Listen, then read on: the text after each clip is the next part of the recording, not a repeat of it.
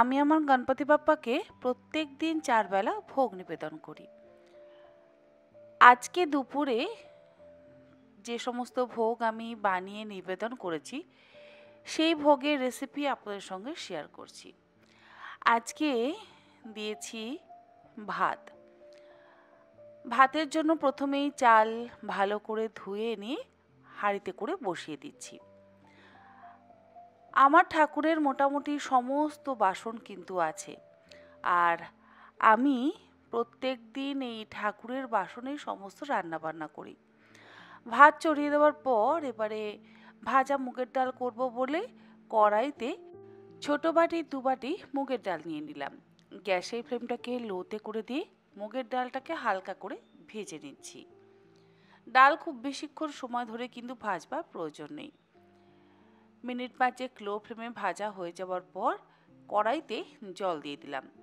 তারপরে ডালটাকে খুব ভালো করে ধুয়ে প্রেসার কুকারে অল্প একটু লবণ, পরিমাণ মতন জল আর অল্প একটু হলুদ গুঁড়ো দিয়ে ৩ থেকে ৪টে সিটি দিয়ে ডালটা সেদ্ধ করে নেব। ডাল সেদ্ধ হতে হতে আলু ফুলকপির ডালনার জন্য ফুলকপিটা ভেজে নেব। তার জন্য কড়াইতে ৪ টেবিল চামচ পরিমাণের সর্ষের তেল ভালো করে গরম করে নিয়ে সেই গরম তেলের মধ্যে বড় টুকরো করে কেটে নেওয়া ফুলকপির টুকরোগুলোকে দিয়ে গ্যাসের ফ্লেমটাকে মিডিয়াম টু হাইতে করে দিয়ে মিনিট ৭-৮ সময় ধরে বেশ একটু লাল করে ভেজে নেব। আর ফুলকপি ভাজবার সময় এর মধ্যে অল্প একটু লবণ দিয়ে দিয়েছি। ফুলকপিটা ভাজতে ভাজতে কিন্তু আমাদের ভাতটাও তৈরি হয়ে গেছে, আর ভাতের ফ্যানটাও ঝরিয়ে নেব। একদম ছোট হাঁড়িতে ভাত বসিয়েছিলাম, তাই ভাত হতে খুব একটা সময়ও লাগেনি।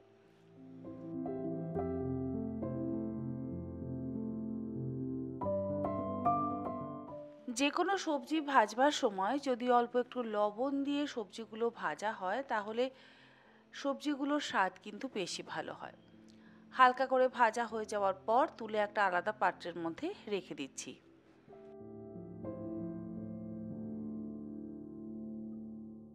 এবং ওই একই তেলের মধ্যে একটা মিডিয়াম সাইজের আলু চৌকো টুকরো করে কেটে নিয়ে দিয়ে দিলাম। একটা আলুই ব্যবহার করেছি, আপনারা আপনাদের নিজেদের পরিমাণ মতন আলুর ব্যবহার করবেন। লো টু মিডিয়াম ফ্লেমে আলুর টুকরোগুলোকে মিনিট ৩-৪ সময় ধরে ভালো করে ভেজে নিচ্ছি। কপি ভাজবার সময়তে যেহেতু লবণ ব্যবহার করেছিলাম, তাই তেলে কিন্তু লবণ আছে। আলাদা করে আলু ভাজবার সময় আর লবণ ব্যবহার করবার প্রয়োজন নেই। আলু ভাজা হয়ে যাওয়ার পর তুলে একটা আলাদা পাত্রের মধ্যে রেখে দিলাম। কড়াইতে দিয়ে দিলাম আরও ২ টেবিল চামচ পরিমাণে সর্ষের তেল।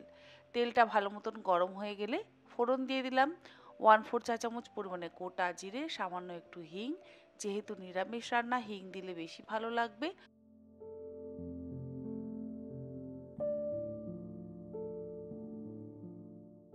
আর দিয়ে দিলাম আদা, টমেটো এবং কাঁচা লঙ্কা বাটা।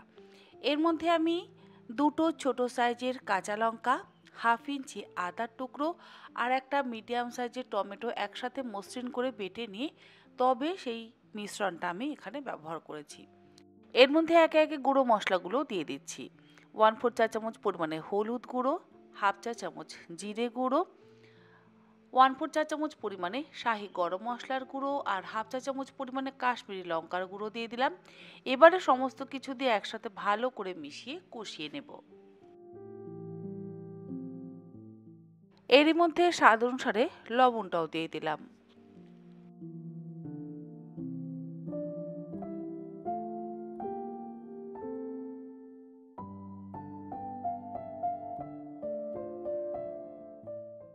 সমস্ত মশলা দিয়ে ভালো করে মিশিয়ে কষিয়ে নেওয়া হয়ে যাওয়ার পর এর মধ্যে পরিমাণ মতন জল দিয়ে দিলাম। জলটা দিয়ে আবারও মিশিয়ে কষিয়ে নিচ্ছি।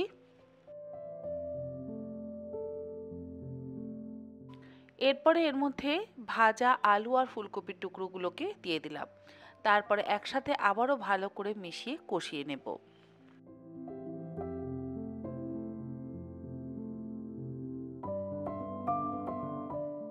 মশলা দিয়ে আলু আর ফুলকপি ভালো করে কষানো হয়ে যাওয়ার পর এর মধ্যে পরিমাণ মতন জলও দিয়ে দিলাম। অন্য সময় আমি গরম জল ব্যবহার করি, তবে আজ যেহেতু অন্য বার্নারে রান্না হচ্ছে সেই জন্য কিন্তু আর গরম জলের ব্যবহার করিনি। ফুলকপি আর আলুটা সেদ্ধ হতে হতে অপরদিকে আমি ভাজাগুলো করে নিচ্ছি। আজকে গন্যকে 3 রকম ভাজা ভেজে দেব। আলু, পটল আর ঢ্যাঁড়স। প্রথমেই আমি আলুটা ভেজে নিচ্ছি।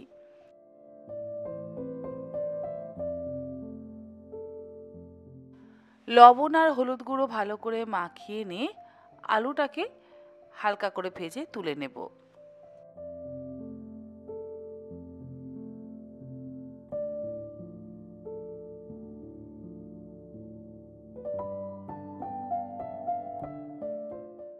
আর আলু ভাজা হয়ে যাওয়ার পর ওই একই তেলে পটল এবং ঢ্যাঁড়সটা ভেজে নেব। তবে ভাজবার আগে সমস্ত কিছুতেই আমি অল্প একটু লবণ এবং অল্প একটু হলুদ গুঁড়ো ভালো করে মাখিয়ে মিনিট 5 রেখে দিয়েছিলাম।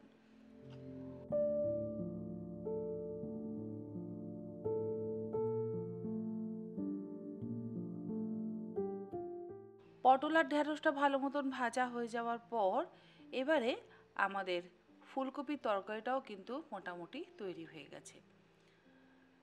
রান্নার শেষে দিয়ে দিলাম সামান্য পরিমাণে একটু ঘি আর দেব স্বাদ অনুসারে একটু চিনি। যেহেতু সম্পূর্ণ নিরামিষ রান্না তাই অল্প একটু চিনির কিন্তু ব্যবহার করতেই হবে। সমস্ত কিছু দিয়ে ভালো করে মিশিয়ে নেওয়ার পর এবারে আমি গ্যাসের ফ্লেমটাকে বন্ধ করে দিয়ে ফুলকপির তরকারিটাকে তুলে নেব।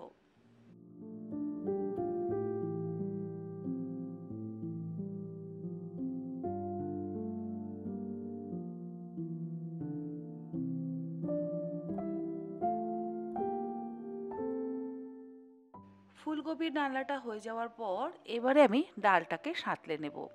আর ডাল সাঁতলাবার জন্য এখানে আমি ঘিয়ের ব্যবহার করব, তেলের ব্যবহার কিন্তু করছি না। 2 চা চামচ পরিমাণে ঘি কড়াইয়ের মধ্যে দিয়ে ভালো করে গরম হয়ে যাওয়ার পর তার মধ্যে 1/4 চা চামচ পরিমাণে গোটা জিরে, অর্ধেকটা তেজপাতা আর একটা গোটা শুকনো লঙ্কা আর 1/4 চা চামচ পরিমাণে হিং ফোড়ন দিয়ে দিলাম। ফোড়নের থেকে সুন্দর গন্ধ বেরোতে শুরু করলে এর মধ্যে দিয়ে দিচ্ছি আমাদের সেদ্ধ করে রাখা মুগের ডালটা। মুগের ডালে কিন্তু কখনোই হিং ফোড়ন কেউ দেয় না, তবে আমি আমার গণপতি বাপ্পার ভোগ যখন রান্না করি তখন সামান্য পরিমাণে একটু হিং ব্যবহার করি। খেতে অত্যন্ত সুস্বাদু হয়। অল্প একটু জল দিয়ে দিলাম আর এখানে আমি গরম জলের ব্যবহার করেছি। এরপরে সমস্ত কিছু একসাথে ভালো করে ডালটা ফুটে উঠলে এর মধ্যে দিয়ে দিচ্ছি 1/4 চা চামচ পরিমাণে আদা বাটা, স্বাদ অনুসারে লবণ আর স্বাদ অনুসারে চিনি। মুগের ডাল একটু মিষ্টি মিষ্টি হলে কিন্তু বেশি ভালো লাগে। ভালো করে ফুটিয়ে নিয়ে গ্যাসের ফ্লেমটাকে বন্ধ করে দিয়ে ডালটাকে সার্ভ করব।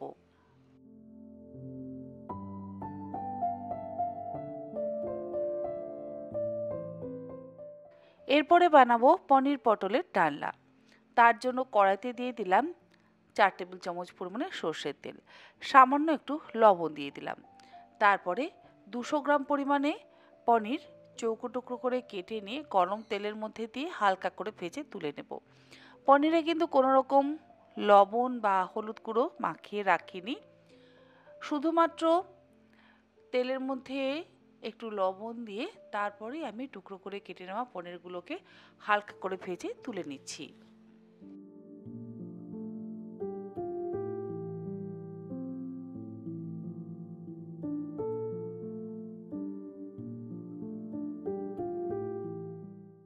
পনির হালকা করে ভাজা হয়ে যাওয়ার পর তুলে একটা আলাদা পাত্রের মধ্যে রেখে দিচ্ছি।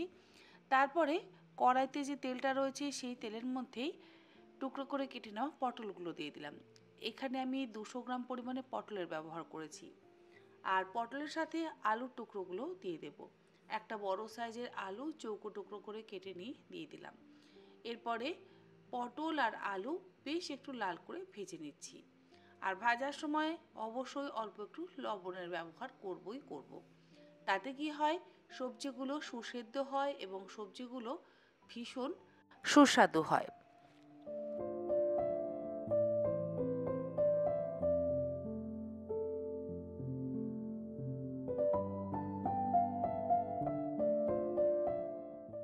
পটল ভেজে তুলে নেওয়া হয়ে যাওয়ার পর কড়াইতে যে বাকি তেলটা রয়েছে সেই তেলেই কিন্তু রান্নাটা করব। ওই তেলের মধ্যে ফোড়ন দিয়ে দিলাম 1/4 চা চামচ পরিমাণে গোটা জিরে, তার সাথে দিয়ে দিচ্ছি সামান্য পরিমাণে একটু হিং। ফোড়নের থেকে সুন্দর গন্ধ বেরোতে শুরু করলে বাটা মশলাটা দিয়ে দেব। আর এই বাটা মশলার মধ্যে দিয়েছি আমি একটা কাঁচা লঙ্কা, তার সাথে হাফ ইঞ্চি আদার টুকরো, একটা মিডিয়াম সাইজের টমেটো আর 3টে ছোট টুকরো পনির। সমস্ত কিছু একসাথে মিশিয়ে একদম পেস্ট করে নিয়েছি, সেটা দিয়ে দিলাম তেলের মধ্যে। তারপরে একে একে গুঁড়ো মশলাগুলো দিয়ে দিলাম। 1/4 চা চামচ পরিমাণে হলুদ গুঁড়ো, হাফ চা চামচ জিরে গুঁড়ো, হাফ চা চামচ কাশ্মীরি লঙ্কার গুঁড়ো আর স্বাদ অনুসারে লবণ দিয়ে একসাথে ভালো করে মিশিয়ে কষিয়ে নেব।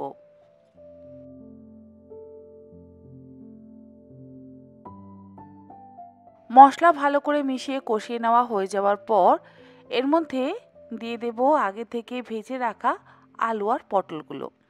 পনিরের টুকরোগুলো কিন্তু এই একই সময় দিয়ে দিচ্ছি। এরপরে মশলা দিয়ে ভালো করে মিশিয়ে মিনিট 5-7 সময় ধরে সেদ্ধ হতে দেব। একটু বেশি সময় ধরে ফোটালে পনিরের মধ্যেও কিন্তু সুন্দর মশলাটা ঢুকবে এবং পটল আলু সব কিছুর মধ্যেই মশলাটাও ঢুকবে এবং সুসেদ্ধ হবে। রান্না হয়ে যাওয়ার পর সবশেষে দিয়ে দিলাম সামান্য একটু চিনি আর 1 চা চামচ ঘি। ঘি গরম মশলা ছাড়া যে কোনো নিরামিষ রান্না কিন্তু অসম্পূর্ণ। তবে গরম মশলা আমি আর শেষে দিচ্ছি না।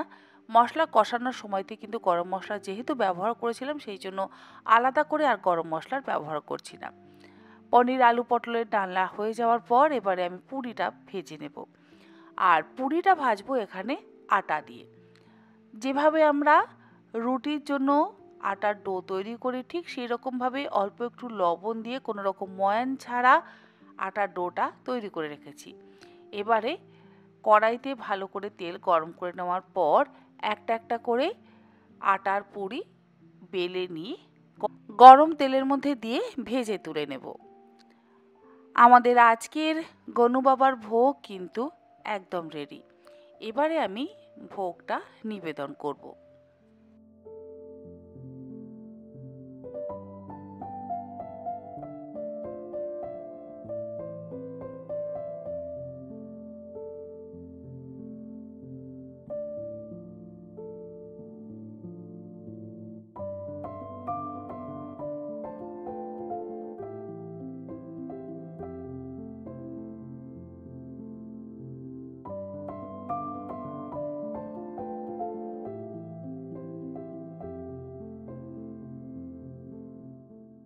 আশা করি আমার আজকের এই রেসিপি আপনাদের ভালো লাগলো। ভালো লাগলে আপনারাও এইরকমভাবে ভোগ বাড়িতে বানিয়ে আপনাদের বাড়ির ঠাকুরকে নিবেদন করতে পারেন। আজকের মতন এই পর্যন্ত। আগামীকাল আবারও হাজির হয়ে যাব নতুন কোনো রেসিপি নিয়ে। আপনারা সকলে ভালো থাকবেন, সুস্থ থাকবেন। ধন্যবাদ।